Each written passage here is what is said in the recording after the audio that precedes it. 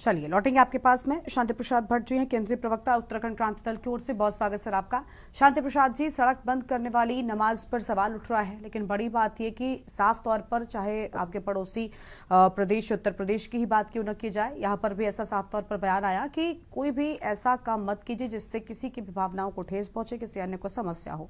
और यही वजह है कि उत्तराखंड में भी चारधाम यात्रा भी चल रही है, वहां पर इस चीज को ध्यान में रखते हुए मुख्यमंत्री ने सख्त निर्देश दिए। आखिर क्यों आपत्ति है सभी के धार्मिक आयोजन, सभी के त्योहार सही तरीके से संपन्न हों? अगर इसके लिए लोगों को थोड़ा एडजस्ट करना पड़ रहा है या सरकार ऐसे सख्त कदम उठाने की बात कर रही है, तो क्या आपको लग रहा है कि उसमें कोई राजनीतिक रंग नजर आ रहा है? सौहार्दपूर्ण त्योहार मनाने पर आपत्ति भला क्यों, या इसे राजनीतिक रंग देने का क्या वाकई प्रयास दोनों ही दलों की ओर से किया जा रहा है? देखिए गरिमा जी, सवाल आपने बहुत सही किया है। भाजपा कहती कुछ और है, करती कुछ और है, दिखती कुछ और है, होती कुछ और है। ये मैं बात आपको इसलिए कह रहा हूं, साबित भी करूंगा। भारतीय जनता पार्टी मुस्लिम परस्त पार्टी, ये मुसलमानों को राज्य से लेकर देश की तमाम सुविधाएं देने में आमादा है।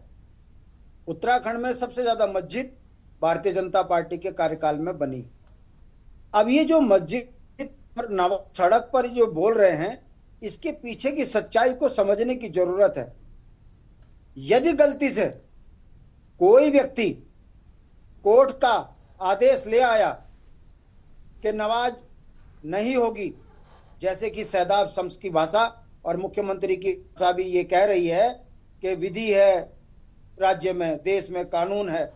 यदि कोई कोर्ट से आदेश ले आया कि इस तरीके के आयोजन सड़कों पर, सार्वजनिक जगहों पर नहीं होंगे, तो मैं आपको बता रहा हूं कि भारतीय जनता पार्टी कैसे हिंदू विरोधी पार्टी है। हमारे 33 कोटि देवता हैं। हर दिन भाजपा वाले ही सड़कों पे देवी देवताओं को लेकर घूमते हैं। तमाम मंदिर से लेकर तमाम चीजें सड़कों के किनारे भाजपा के बड़े बड़े नेताओं ने कब्जे करे हुए हैं। आगे बना दिया, पीछे उनकी बड़ी दुकान बन गई, उसके बाद कॉलोनियां कट गई। कहने का मतलब है, ये जो भाजपा मुसलमानों को आगे कर कर देश के अंदर जो अराजकता का माहौल बना रहे हैं, इसकी सच्चाई को अगर आपको समझना है, मैं कैसे कह रहा हूं कि मदरसों में अंग्रेजी पढ़ाने की चिंता धामी को है, मुसलमानी बच्चों को साक्षर बनाने की चिंता धामी को है, मुसलमानों को इंदिरा आवास देकर घर पक्का बनाकर देने की चिंता धामी को है, 5 किलो राशन हर मुसलमान के घर में जाए, उनके 15 बच्चे हैं तो 75 किलो 1.5 2 क्विंटल राशन मुसलमानों के घर में जाए, ये चिंता धामी जी को है। मगर हिंदुओं के बच्चों के साथ नीट परीक्षा कर परीक्षा रद्द, हाकम के मार्फत पढ़े लिखे लड़कों के रोजगार खत्म, लड़कों के हाथ में नशा चरस इस कदर बांट दिया कि हिंदू के तमाम परिवार बर्बाद हो गए बेरोजगारी के कारण, नशे के कारण। तो भारतीय जनता पार्टी मुसलमान के हाथ में शिक्षा कितना चाहती है, मुसलमानों के मदरसे बनाना चाहती है, और हिंदुओं को, अब आप देख लीजिए चारधाम यात्रा में हिंदू 8-8 घंटे के जाम में फंसा है। ऋषिकेश से हिंदू जो अव्यवस्थाओं पर सरकार को गालियां बक रहा है, वो बद्रीनाथ, केदारनाथ, चारधाम तक वही स्थिति है। रोज सड़कों पर झगड़े हो रहे हैं। अगर कल हरियाणवी व्यक्ति ने यदि आकर यहां पर कोई उड़दंग मचा रहा है, तो वो कोई मुसलमान तो है नहीं। आखिर ये अराजकता का माहौल यात्राओं में हो क्यों रहा है? क्यों? क्योंकि भारतीय जनता पार्टी चाहती है कि हिंदू के धर्मों में इस तरह की अराजकता बनी रहे ताकि यात्री आ ना सके।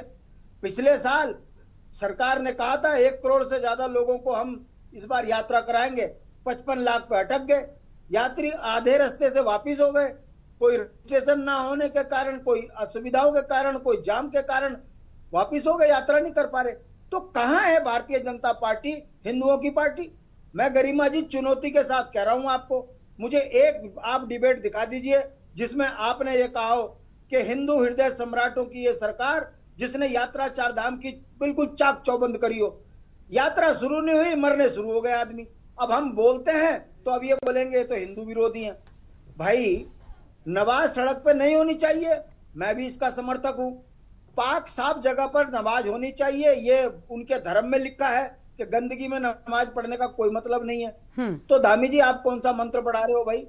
मुझे आप धामी जी ये भी तो बताइए, उत्तराखंड में कहां कहां पर सड़कों पर नमाज पढ़ी जा रही, जरा वो फुटेज भी तो दिखाइए। फुटेज दिखाना नहीं, बात कुछ करनी नहीं, बस चुनाव में अब अव्यवस्था। लेकिन शांति प्रसाद जी ऐसा नहीं है कि नमाज सड़कों पर पढ़ी नहीं जाती थी, मुझे नहीं पता, लेकिन खास तौर पर बकरीद पर या किसी भी त्योहार में सड़कें जाम हो जाती थी। पूरी तरीके से मस्जिद के बाहर भी हम सब ने देखा है ये होता था। इससे इनकार करना कि ऐसा नहीं होता था ये पूरी तरीके से ठीक नहीं होगा। मैं आपकी बात से सहमत हूं। हाँ। मैं आप चाहते हो कि इन पे कोर्ट का आदेश हो, बंद हो ये कानून, तो जब आपकी दशहरे में, जब आपकी रामलीलाओं में, जब आपके त्योहारों में अगर सड़कों पे आज हिंदू उतरेगा तो उनको उन पर भी रोक लग जाएगी। अगर उन पर रोक लग गई तो हम बिल्कुल कह रहे हैं कि सड़क पर बैठकर पूजा करने की अनुमति किसी हिंदू को भी नहीं है। हमने भी इस बात के लिए नहीं कहा। नमाज पढ़ने जाने पर क्या किसी को आपत्ति थोड़ी हो रही है, या नमाज से आपत्ति नहीं है, नमाज सड़क पर बैठकर पढ़ने से आपत्ति है। दोनों में बहुत अंतर है। अगर हिंदू, कोई भी हिंदू अगर सड़क पर बैठकर हनुमान चालीसा पढ़ने लग जाए तो पूरी तरीके से गलत है, हम उसका भी विरोध करेंगे। देखिए गरिमा जी, राजनीतिक बेईमान ये लफेबाज हैं। अगर इनका ये कानून में है भाई, इस समय सरकार में कानून लेके आ जाए, देश में कानून लेके आ जाए, दिक्कत कहां रही? करना कुछ नहीं, लफेबाजी करने में नंबर 1 है। ये लफेबाज पार्टी है, ये नौजवानों को रोजगार नहीं दे पा रही, पहाड़ की राजधानी का इनको पता नहीं है। उत्तराखंड में महिलाएं जो सड़कों पे जो प्रसव कर रही हैं, अव्यवस्थाओं से राज्य बर्बाद हो चुका है। इन पर सवाल ना खड़े करो, बस जैसी फंसे कि अरे भाई मुसलमान मुसलमान। मैं पूछना चाहता हूं, जरा पूछना है इनके प्रवक्ता से, इतने मुस्लिम मदरसे क्यों खुल रहे भाई, इतनी मस्जिदें क्यों खुल रही भाई? ठीक है। इसका मतलब आप हिंदुओं को तो बर्बाद करो और मुसलमानों को आगे टारगेट करके आप अपने एजेंडे में हो। आप देश की आजादी में भी मुस्लिम लीग के साथ थे, आप देश की आजादी में भी अंग्रेजों के साथ थे। बस समस्या वहीं पर है ना कि इस पूरे मसले को हिंदू मुस्लिम बना दिया गया। जो देवभूमि में अब तक नहीं होता था वो भी शुरू हो चुका है। खैर शांति प्रसाद जी, मैं लौटूंगी आपके पास में। कुलदीप सिंह जी को भी हम अपनी चर्चा में जोड़ते चलेंगे, लेकिन उससे पहले वक्त हो रहा है एक छोटे से ब्रेक का, फौरन हाजिर होंगे।